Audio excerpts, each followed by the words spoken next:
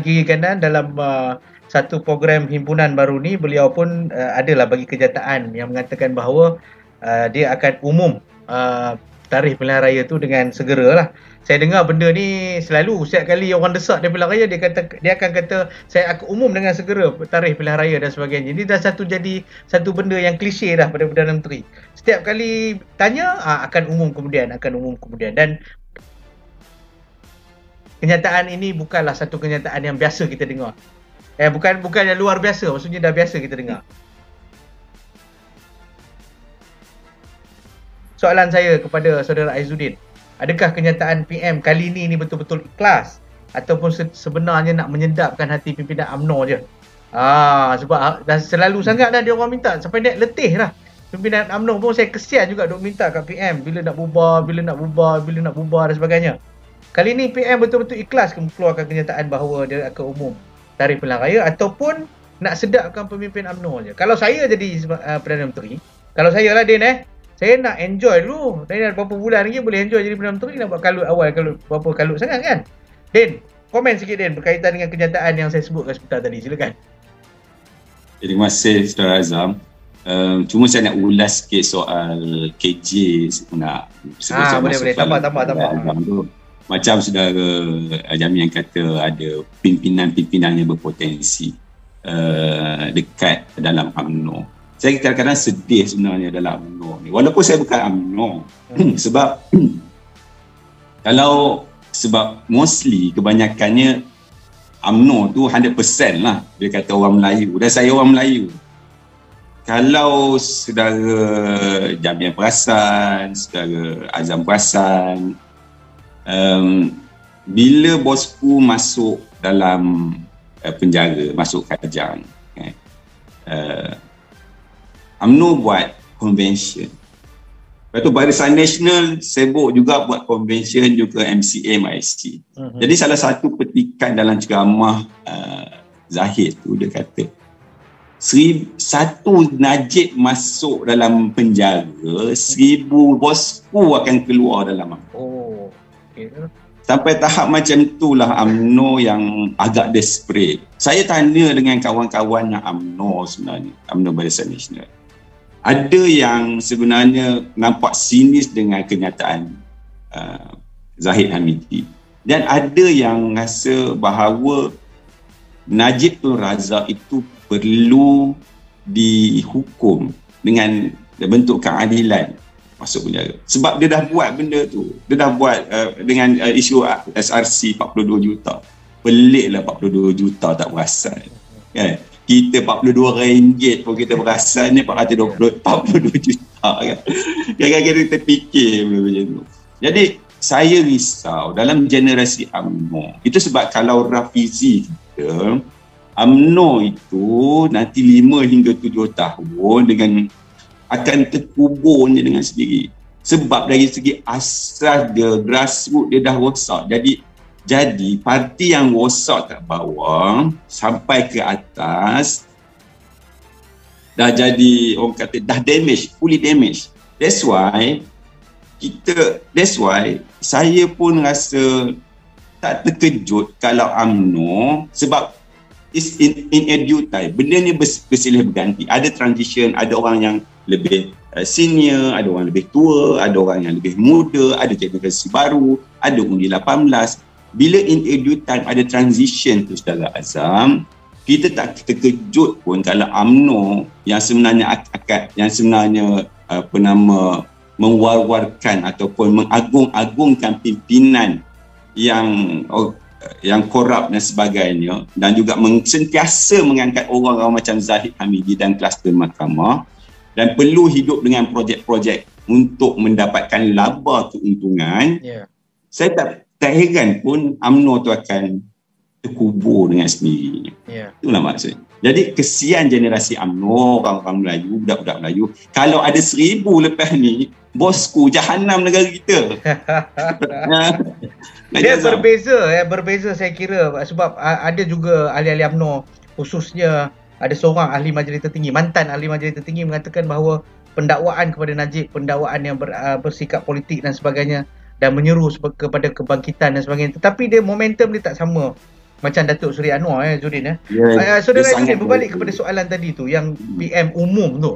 PM umum pilihan raya hari-hari tu, umum pilihan raya tu sebenarnya ikhlas ke ataupun nak sedapkan diri je? Jadi soal desakan ni bukan hanya dalam Zahid Hamidi, sebenarnya daripada grassroots. 158 bahagian pun mendesak UMNO untuk adakan pilihan raya. Zahid Hamidi memang tiap-tiap hari duk tekan Ismail Sabri. Dan juga diorang mungkin dapat pandangan Tun Mahathir. Dia kata kalau UMNO ni buat pilihan raya segera, UMNO akan menang besar. Jadi dia orang ada mentor ataupun indikator yang guidance yang dia orang boleh jadi dia orang punya penampis untuk dia orang buat pilihan raya. Soal macam mana Ismail Sabri, dan masalah yang perlu diurus oleh Ismail Sabri adalah bagaimana untuk dia meletakkan dia sebagai Perdana Menteri lepas ni. Soal dia nak jadi Perdana Menteri, Zahid nak pergi jadi Perdana Menteri, Hishamuddin nak jadi Perdana Menteri, Tok Mat nak jadi Perdana Menteri, Tok Mat nak jadi Perdana Menteri. Jadi isu-isu dalaman ni dia kena jaga dan dia kena uruskan dan takdir dengan baik dalam sebuah parti untuk pastikan dia jadi Perdana Menteri. Takkanlah tiba-tiba Perdana Menteri lepas ni nak jadi Menteri biasa atau Menteri Kanan. Dia mesti akan pastikan untuk dia ada dalam posisi macam tu. Jadi dia kena uruskan benda tu. Dan dia nampak reponya macam saudara Azam kata, tiba-tiba ada SD dan sebagainya. Ini bukan benda yang biasa, benda yang luar biasa bagi UMNO. Contoh Menteri Besar Johor, saya lupa siapa nama Menteri Besar. Tiba-tiba yang dipamerkan pada rakyat. Yang dipamerkan pada rakyat untuk kempen dan sebagainya. Pimpinan ini. Tapi yang lastnya, kluster mahkamah yang menentukan Puan Hafiz untuk jadi Menteri Besar. Sama juga kalau dalam soal Perdana Menteri. Tak pelik kalau lepas ini, tak perlu pun SD lah. Sebab kuasa sebagai Presiden UMNO tu pun dah cukup untuk meletakkan Zahid tu jadi Perdana Menteri. Itu sebab perkara-perkara yang perlu dipertimbangkan oleh Ismail Sabri, termasuk dia kena deal juga dengan orang-orang yang berada dalam kabinet dia sekarang. Dia mungkin kena bincang dengan pejuang dan pejuang PAS dan sebagainya untuk pasti dia diletakkan dalam jadi Perdana Menteri. Itu isu dia. Kalaulah berapa signifikan dan saya rasa ada sebenarnya konflik dalaman antara Zahid dengan Ismail Sabri. Sebab sekarang semua tertumpu kepada dua orang sosok ini. Tapi saya perhatikan di peringkat akar undi UMNO itu sendiri, sebenarnya mereka lebih tendensi mereka lebih kepada Zahid Hamidi. Saudara Aizuddin, minta maaf sekali lagi potong. Percaya ke pemimpin UMNO nak bagi kat apa nama Mak ni, Perdana Menteri? You percaya ke? Saudara percaya ke yang dia akan bagi kepada Ismail Sabri jadi Perdana Menteri? Kalau ikut rekod apa Datuk Hasni Hasni kan apa nama tak ingat dah. Di Johor tu yang diumum secara publik. Inilah bakal Menteri Besar kalau menang ni. Tiba-tiba menang bagi pada orang lain. Ada rekod. Keadilan dulu tuanku, kalau kita mengikuti proses pelantikan Perdana Menteri, Datin Seri Wan Azizah telah dijemput oleh tuanku untuk tanya adakah sebab keadilan logo yang pemegang kerusi terbanyak bertanding atas logo keadilan, adakah anda jadi Perdana Menteri? Tapi Kak Wan bagi kepada Mahathir sebab dah janji. Okey, dalam hal itu ada rekod keadilan pegang pada janji. UMNO ni kalau ikut di Johor tu tak pegang pada janji. Ada jaminan ke Pak Mak kita akan kekal Perdana Menteri kalau UMNO menang? Itu bezanya keadilan. Kita ada pemimpin yang berprinsip dan integriti seperti Kak Wan berbanding dengan UMNO. Kalau saya tengok budaya dalam UMNO, saudara, dia main harum, dia langgar, dia tak kisah pun asalkan dia punya matlamat itu tercapai. Kalau hari ini dia kata Ismail Sabri, esok dia kata, esok bila menang pilihan raya dia letak Zahid Hamidi, itu tak terkejut pun. Tapi saya risau, maksudnya risau yang ke depan ni adalah disebabkan the culture of the UMNO organisation, the culture, budaya yang ada dalam UMNO, organisasi UMNO itu yang meletakkan orang-orang yang salah dan orang-orang seperti Najib Tun Razak. Adakah diorang lepas ni perlukan pimpinan yang macam ni? Soalnya, orang yang sanggup menggadaikan negara, kedaulatan negara, ambil rasuah, sakau duit sana sini, tibai duit projek kerajaan dan perolehan-perolehan kerajaan, itu sebenarnya dah jadi budaya UMNO. Jadi dia tak kisah pun. Dia letak orang yang macam, saya boleh kata Najib dan Zahid ni macam orang kata orang yang dalam figura yang lebih kurang sama, terlibat dengan berbagai-bagai skandal rasuah. Jadi kalaulah dia orang meletak, saya ingat kalau daripada peringkat akar umbi pun, mereka ada lebih prefer kepada Zahid Hamidi berbanding dengan Ismail Sabri. Ismail Sabri dia pula kena fikirkan dalam pilihan raya ni, mungkin ada dalam pandangan Ismail Sabri bahawa ada perkara-perkara yang UMNO sekarang kurang sentuh isu macam bread and butter.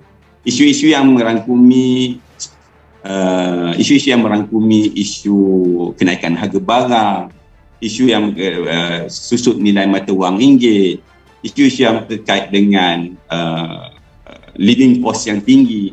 Perkara itu kurang disentuh oleh UMNO. Jadi dia akan guna weapon saudara Raja Azhar. Dia akan guna weapon dia dekat mana? Yeah. Dia akan tunggu selepas belanjawan untuk kemungkinan dia akan tunggu weapon dia lepas belanjawan, dia suruh luluskan belanjawan itu tanpa mengikuti proses-proses yang bertanggungjawabkan. Yeah. Dia akan bagi gula-gula pada rakyat. Dengan cara ini, saya rasa hanya Ismail Sabri boleh survive untuk pastikan dia berada dalam tempat dia sekarang. Yeah, jadi dia akan gunakan weapon, senjata yang dia ada, belanjawan, dia akan bagi gula-gula pada rakyat, banyak insentif dia akan bagi. Yeah. Tapi sebenarnya kalaulah sepatutnya proses untuk meluluskan undang-undang, meluluskan undang-undang belanjawan itu diluluskan, bajet itu diluluskan,